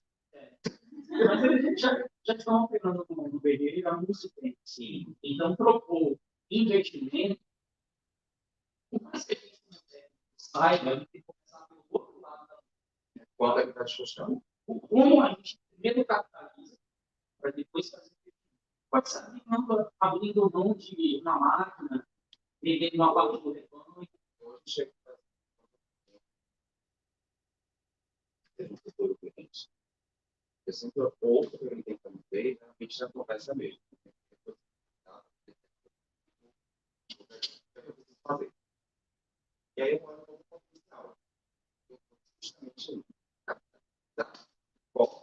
para poder investir para poder lá na frente, daqui a 6 meses, 1 ano, 2, você voltar a pensar em expansão, crescimento. Acho que está muito bem. Ele já, quando você falar, vamos E isso, a gente fala desse jeito porque a gente está abordando o social, sabe? A sua fala que você falou, que muitas vezes ele vai estar deixando, mas o ambiental é uma das siglas, não é a única, entendeu? Infelizmente, a nossa solução inicial pode ser essa, a solução que menos se adequa ao SG, mas no intervalo de quanto tempo? Entendeu? Se o senhor começar a fazer nesse sistema que o senhor consegue bancar, nessa proporção, na sua segunda ou terceira safra, ou na sua segunda ou terceira RMS de Capamento, você vai conseguir fazer essa implementação. E com essa implementação, você pega a classificação e consegue atingir o mercado. A gente tem que ter um planejamento sempre a longo prazo. E a solução imediata nem sempre é mais viável. Então, qual é o planejamento que a gente pode fazer para atingir uma meta que, nesse momento, não é a melhor, não é o melhor cenário, mas é o cenário que ele precisa viver para poder chegar no cenário ideal. E a gente está falando a nível empresarial, financeiro, do dinheiro, mas vocês têm que entender que são pessoas. Quando você fala de dinheiro para um produtor, ele não está pensando na lucratividade. Ele está pensando na escola do filho, ele pode deixar de pagar. Ele pode estar pensando na conta de água, de luz, na feira da família que ele pode ter que reduzir, no plano de saúde. Exatamente. Às vezes são famílias que já têm alguma condição prévia, ou que já passam por problemas de saúde, que já precisam daquele dinheiro para financiar tratamento. Existem N situações que seres humanos estão suscetíveis a viver. E a gente, às vezes, não entende essa realidade. Vê o produtor somente como empresa que tem que atingir aquele critério a qualquer custo. E a gente tem que trabalhar o S do SG, a visão social, de que pessoas que precisam enxergar pessoas. para que essa solução também aborde não só a demanda mercadológica, mas também a educativa. Essa é uma chave que a gente precisa estar virando. Mas, vamos lá. Voltar aqui para os dados econômicos. A gente tem uma expectativa de investimento, são dados de 2020, tá certo? Em relação, isso aqui são os ativos trimestrais do Fundo Global Sustentável. Ou seja, é um dinheiro que vai entrar? Não. É um dinheiro que já existe, que já entrou. Olha, aqui esse Q em relação ao trimestre do ano, tá certo? São de 3 em 3 meses até completar isso. Em 2018, a gente tinha uma linha de financiamento em relação ao mercado europeu, em relação a esse fundo global, de aproximadamente 500 bilhões, certo, gente? E a gente está falando de que unidade? Então, atualmente, a gente tem 30%. Ok? A gente chegou a 2020, ao final de 2020, com um investimento somente do mercado europeu de aproximadamente 1.200, 1.300 bilhões. Okay? Então, a gente está falando de um dinheiro que vai entrar na conta. É um fundo de financiamento que a gente ainda vai ter que buscar para capitalizar. É um dinheiro que já está disponível. Mas ele precisa se enquadrar nos princípios para eles terem acesso. E entra justamente nessa questão. O produtor, às vezes, ele não consegue financiar.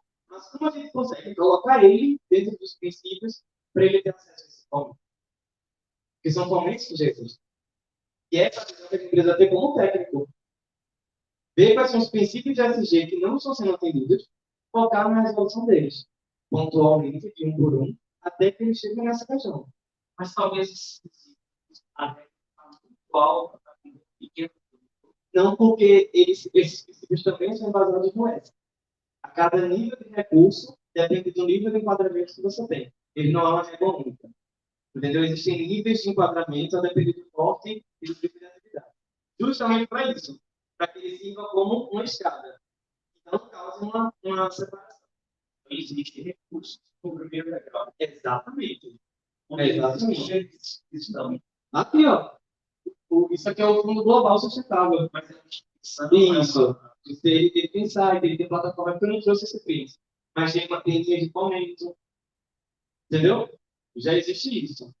E a gente tem esse crescimento do PRI, que é o Principal Responsabilidade do Investimento, são as principais responsabilidades de investimento. Tá certo? E, em relação ao principal defensor de investimento e a responsabilidade do mundo. Porque o protocolo de Kyoto ele trouxe uma disparidade em relação aos países classificados como desenvolvidos ou subdesenvolvidos em desenvolvimento, mas ele também trouxe obrigações.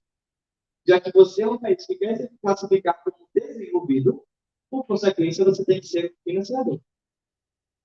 E os países que estão em desenvolvimento, por consequência, serão financiados para que isso aconteça. Então, no momento que ele trouxe obrigações a serem atendidas, ele também trouxe denúncias a serem atendidas. E é nesse lugar onde existem problemas que a gente tem que enxergar a oportunidade. Porque quem tem problema vai querer resolver. Desculpa, não, com certeza. Você acha que, na sua opinião, é o futuro do Brasil ter que você está agora? Boa pergunta. Aí eu não teria essa resposta agora porque eu não sei quais são os princípios econômicos necessários para ela. Os requisitos são muito altos. Pois é. E aí eu também não sei quais são as ações do mercado que a gente pode estar ganhando ou perdendo. Aí a gente teria que ir para a ponta do lápis para poder ter uma resposta mais consolidada. Porque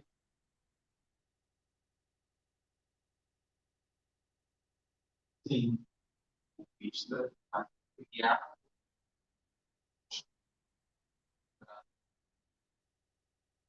Particularmente, eu ainda não muito contabil.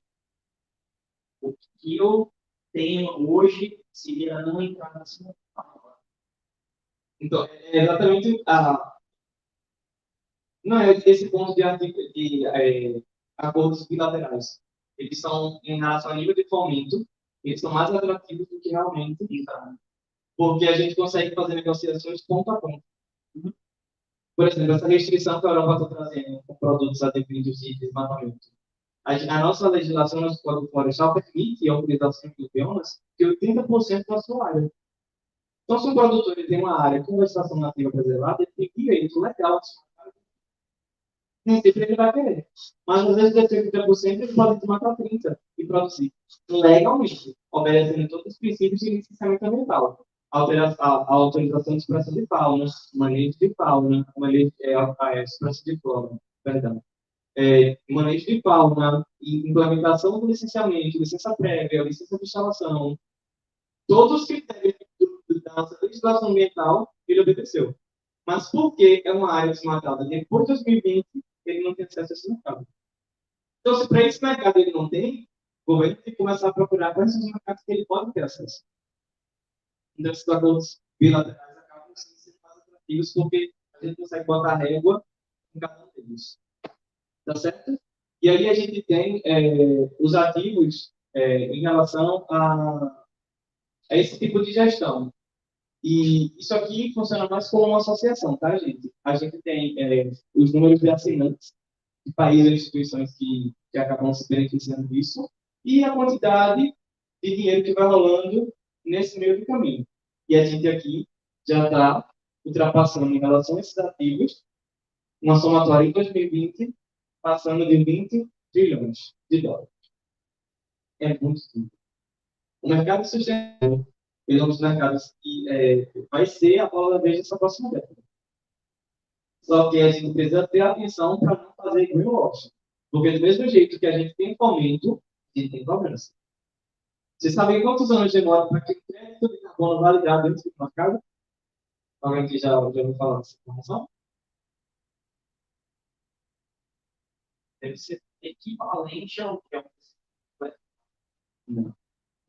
Ele precisa ter um lastro, uma medida. O crédito de carbono, ele só é vendido do que já foi produzido. Eu não vendo um crédito que eu vou produzir. Eu vendo um sequestro de carbono que eu já fiz. Ou seja, até os últimos 5 anos, eu consigo fazer essa mensuração. Só que para esse crédito entrar no mercado, ele demora 3 anos de validação. Porque ele é aprovado por uma entidade certificadora. Não são 8 no total, sim, mas Se você fala de soluções baseadas na natureza, as NDS, a gente está falando de um tempo de 8 anos.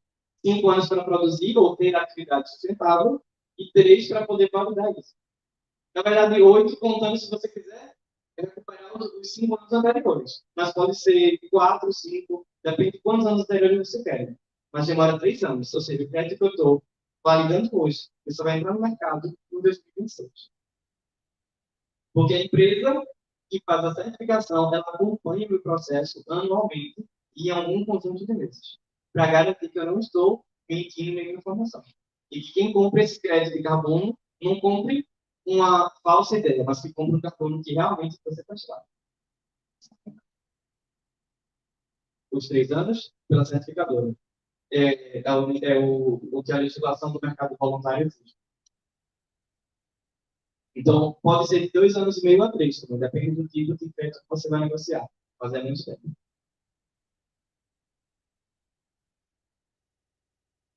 Só vou poder colocar no mercado, não é nem vender. É colocar disponível na Bolsa de Chicago. Porque o crédito de carbono é negociado lá. Isso, voluntário. e esse dinheiro chega para No caso, você paga para a certificadora valida e transfere o dinheiro. Ou então, transfere direto para colocar o ativo na bolsa. Então, não é somente dizer que você faz, não. Você compra lá. Beleza? Bora lá. No Brasil, a gente tem um mercado de investimento de responsabilidade estimado em 780 milhões em ativos, que foi registrado em 2019 e 2020. E isso significou um aumento de 2 vezes do que no seu período anterior. Ainda há um valor pequeno frente à capacidade nacional e frente aos ativos que já existem no mundo, mas ele já é significativo para a nossa economia.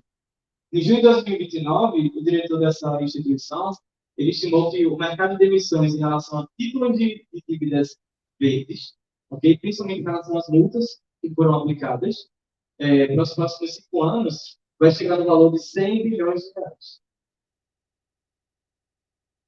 É dinheiro. Eu sempre gosto de trazer esses números e não porcentagens, porque ele acaba sendo um pouquinho mais disponível, certo? E a ESG também vai muito disso. Eu dizer para você, não, porque eu validei na certificadora Verra. Muitas vezes, para a pessoa que está escutando, não diz nada. Verra é a maior certificadora de crédito de carbono que existe no mundo. Um crédito de carbono validado pela Verra tem certeza de crédito.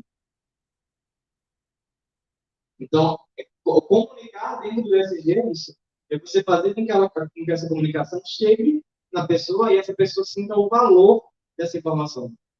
Porque o ESG não é você implantar as atividades da ONU.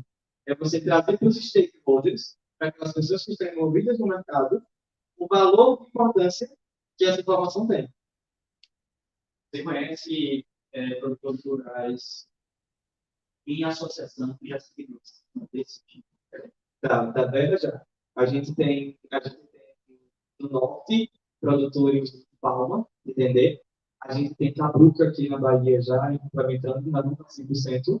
A gente já tem soja no Brasil sendo feita, principalmente no Cerrado. A gente tem bovinocultura já produzindo também, e suinocultura. Eu tenho um de agricultura familiar e ser inclusiva nesse processo. Ainda não, porque os créditos de carbono eles são pautados em grandes áreas. Então, os projetos de cooperação estão começando agora, como no caso desse IPT. Tirando os outros que eu falei, o IPT ele é feito em cooperação. Um conjunto de imóveis que assumiram os princípios e é isso, e venderam, porque esse conjunto de imóveis conseguiu somar as áreas necessárias para entrar na certificação. Rodrigo? Pode ir. Então, vamos lá. Vamos começar a definir a nossa persona, tá certo? Olha aí aqui, ó. A boniteza do que a gente gosta. De olhar bem concreto. Mas a gente gosta disso aqui, ó. De olhar só bem alto. Na minha época, isso aqui tudo era muito. É a mesma coisa que a gente gosta de dizer. Não é? Rapaz, uma amiga minha fez um projeto, nada a ver, ela fez um projeto de mapeamento das imagens de Boa Viagem, porque a parte de Boa Viagem de Setúbal, ela era como se fosse uma ilha, então não tinha acesso a ela, só ia de barco. Então ela era tipo uma área de veraneio, bem praia, bem conservada, até a construção da ponte, que deu acesso à cidade do Recife, a parte de Boa Viagem do Rio e Setúbal. Verdade. Você viu assim, ó, em coisa de 10, 15 anos, mais da metade da área sumiu. E ocupação. Foi assim, gritante. Quando a gente olhava para aquilo, assim, parece uma praia no meio deserta. Uma boniteza. E do nada, o boom. Pois é.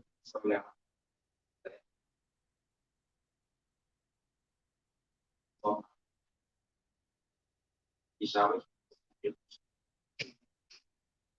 É, Começa aqui também, aqui embaixo do pois é. As fotos que eu vi estava a terra das altas coqueiros. Porque realmente era aquela paisagem assim, só do Palmeiras de cor. Não foi isso. Enfim, vamos lá. O que gera percepção de valor? Vamos só recapitular. A gente começou a falar sobre sustentabilidade e sobre ESG. Beleza? Todo mundo comigo? Depois a gente começou a falar sobre os princípios de ESG, que são os princípios da ODS, da ONU.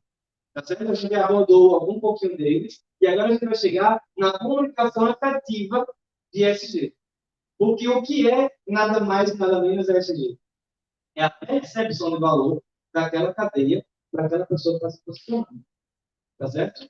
Comunicar para que aquela comunicação chegue a ele e atenda um valor. Tá certo? Para que as pessoas, quando recebam a informação, elas consigam fazer um juízo de valor. Tá certo?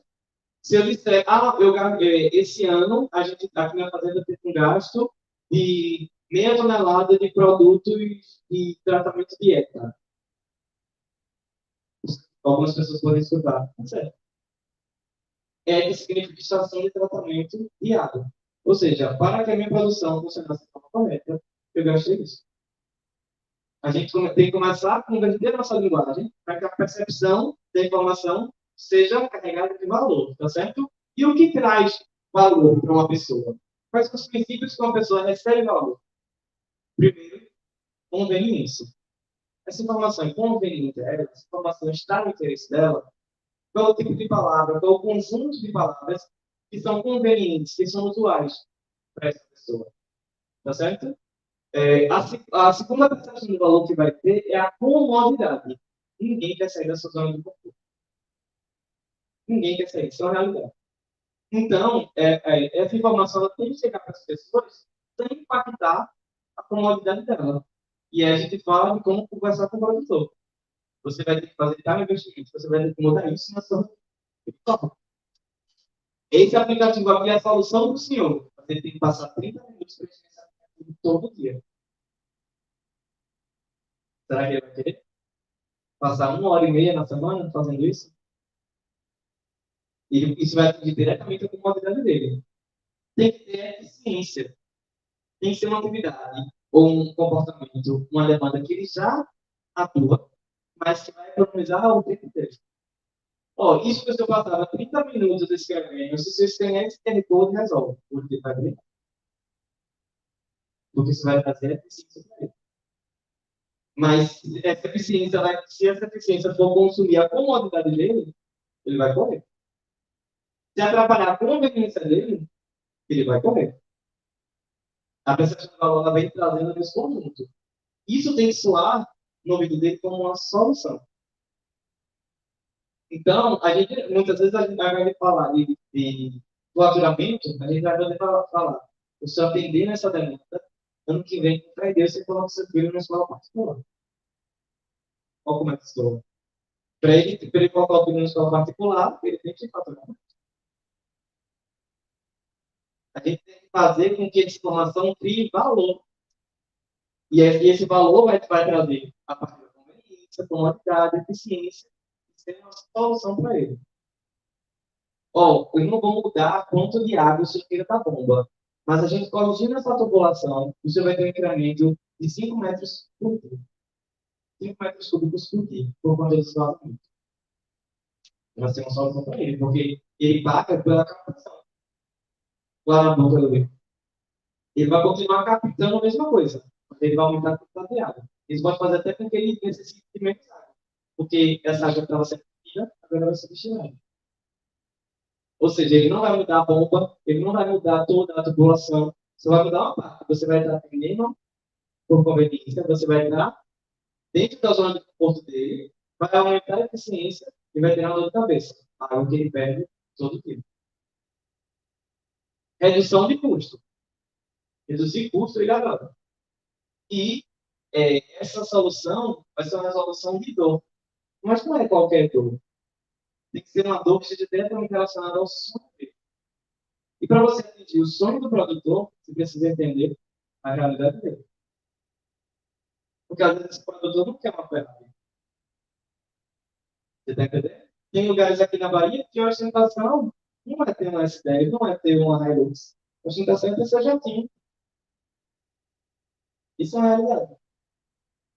Mas ninguém sabe ou ninguém busca entender por que nessa região da Bahia as pessoas têm mais jatinhos do que carro. Porque simplesmente nessas regiões onde eles estão locados, as estradas não existem.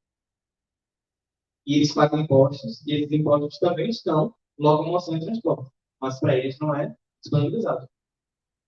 Como é que eles vão fazer as reuniões ou ter acesso ao mercado se eles não conseguem se locomover? Para eles também essa ideia não é suficiente.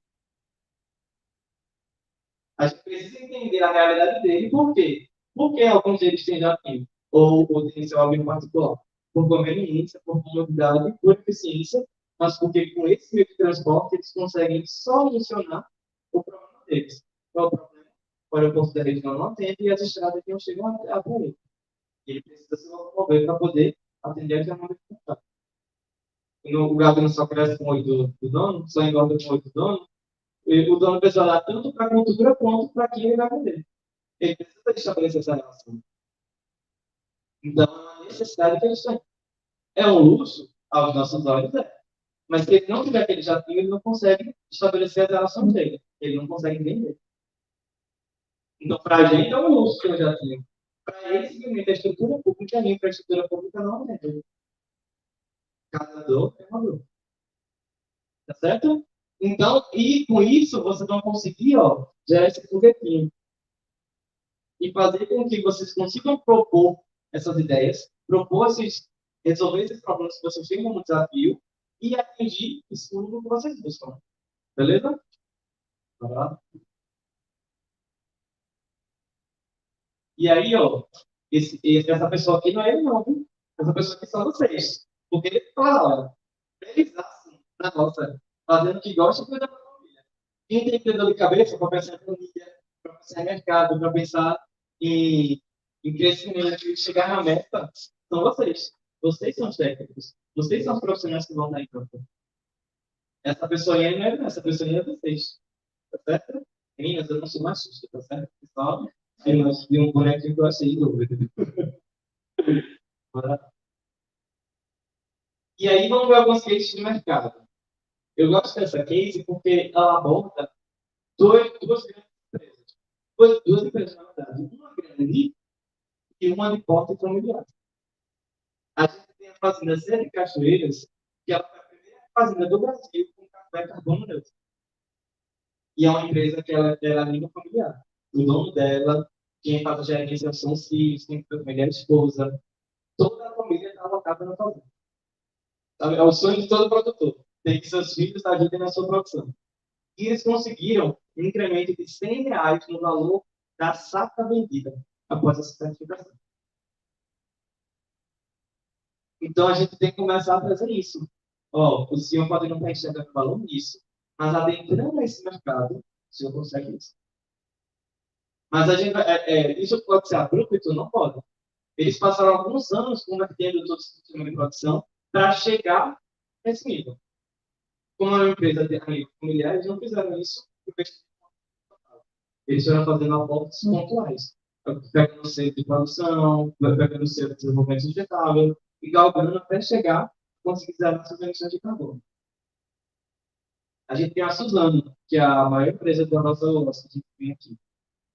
Ela teve um lucro no ano de 2021 quatro vezes maior no seu quarto trimestre comparado ao ano de 2020, quando ela conseguiu ser carbono neutro. Ok? Então, aqui a gente tem um case de agricultura de pequeno porte e a gente tem um case de agricultura de grande porte.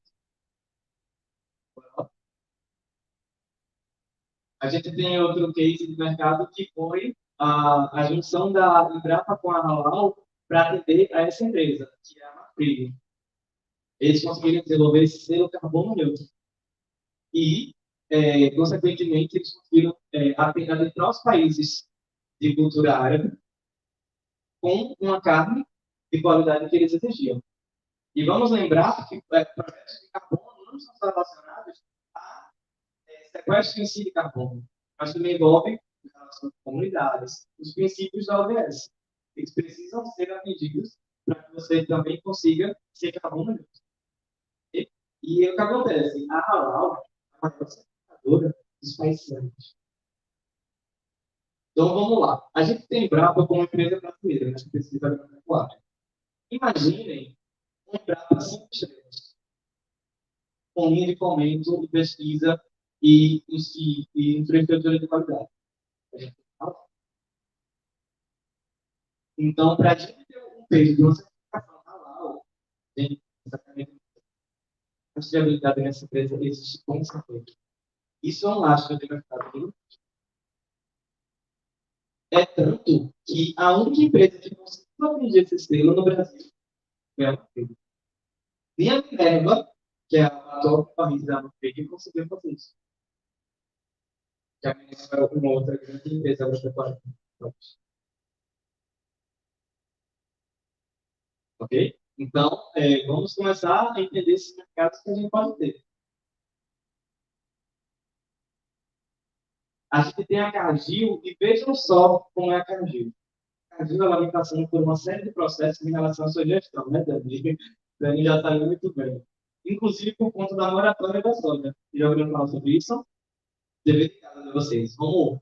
Moratória da soja é um conjunto de legislação para a produção de soja em bioma amazônico, para garantir que haja sustentabilidade e não haja supressão vegetal ilegal. Ou seja, a produção de uma área é calculada em cima da área que ela tem.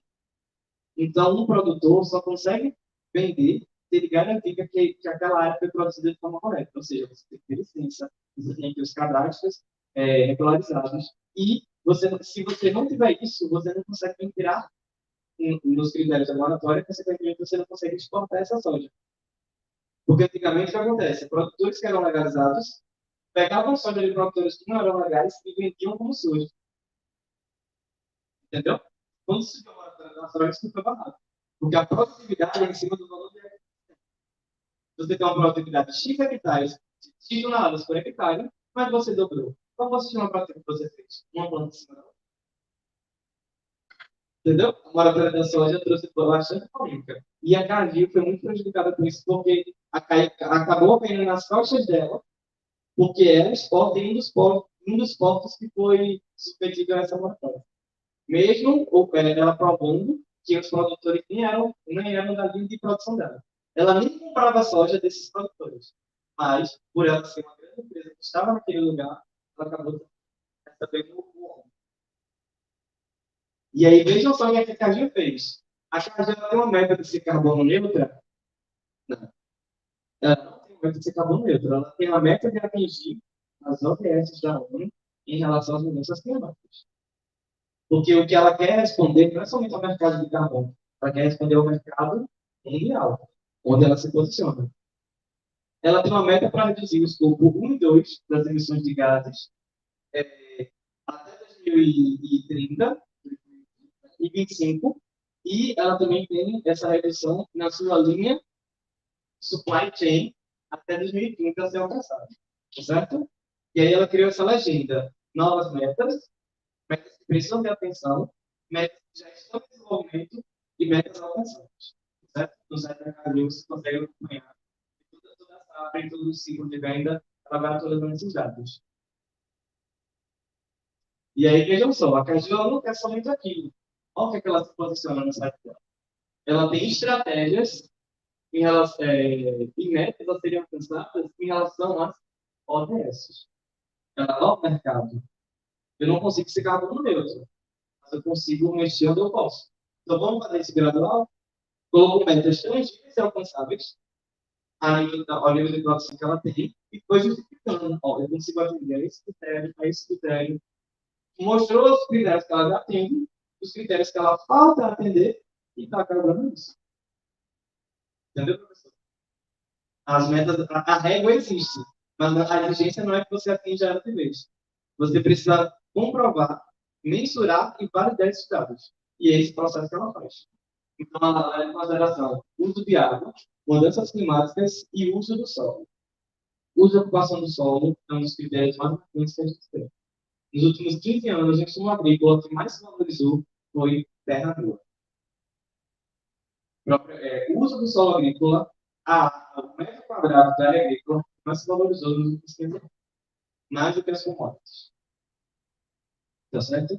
E são as metas que ela tem. Ó, isso aqui é uma meta que precisa de atenção, e as outras metas ela já começou a ter. Infelizmente, ela só não tem a transparência em relação à disponibilidade dos números. Ela bota a porcentagem, mas os números, a mensuração é não disponibiliza. A Walmart, ela plantou cerca de 230 milhões de toneladas de gás de efeito estufa na sua cadeia de suprimentos nos últimos 3 anos. Tá certo? Isso aqui foi em relação a 2020. Então, foi 19, 18 e 17.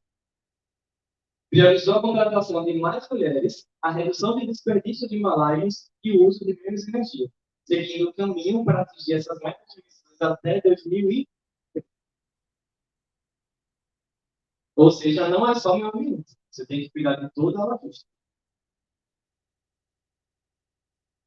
A gente tem a MAPIG, que reduziu 43% das emissões E ela tem essa meta de reduzir o consumo de energia elétrica até 2035.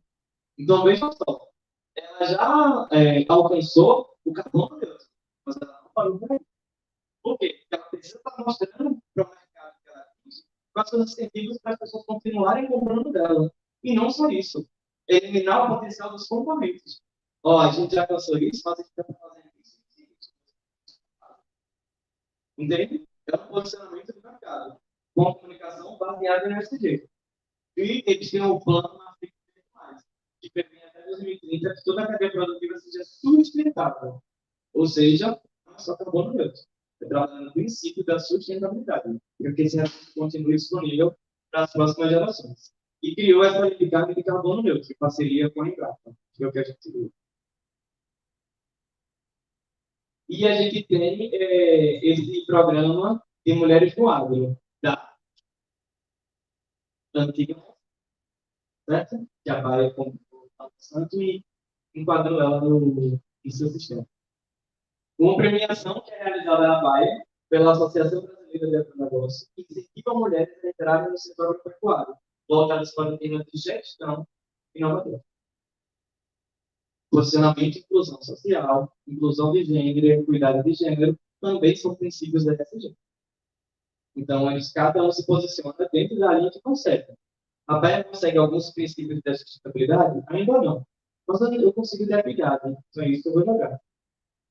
E é por isso que surgiu o termo greenwash, que as pessoas dizem que são sustentáveis, mas não atingem todos os princípios da OBS. Entendeu? Então, a sustentabilidade que muitas vezes é para ser vendida e não aplicada. Por isso que, por consequência, entram as reguladoras, para validar se esses dados realmente são verdadeiros. E o greenwashing não aconteceu. Aí você apertou assim, tá? Que de cabeça é difícil, até porque os princípios da ODS, alguns deles são relativos. Então, às vezes, é muito embasado em relatórios, em acompanhamento, em atividades com a comunidade, muito tem um critério de impessoalidade que então precisa ser mais validado. Não, porque SG não é uma obrigatoriedade. SG é um diferencial do mercado. Ele vai começar a contar como exigência, ele vai começar a ser incrível, mas até o momento ele ainda não é. É, a Deloitte,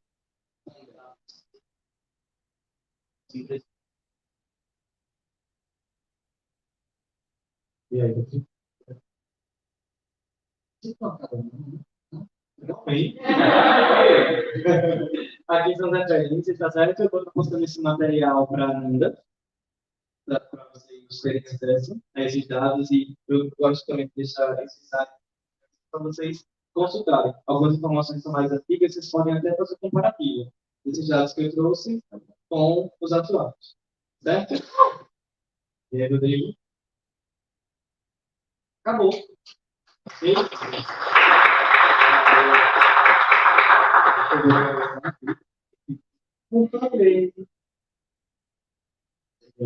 Mas vamos lá. Agora eu tenho em mente, vamos fazer isso só em 10 minutinhos. Eu queria fazer meio que um workshop com vocês agora, para a gente pautar dentro da realidade que está próximo da gente. Certo? Infelizmente, o pessoal que está online vai acompanhar só de carteirinha. Inclusive, a gente já pode finalizar online. Né? As pessoas que participaram até o momento, obrigado pela atenção e pela audiência. Vamos ser isso bem, me E aí eu queria propor para vocês um workshop para vocês montarem dois grupos.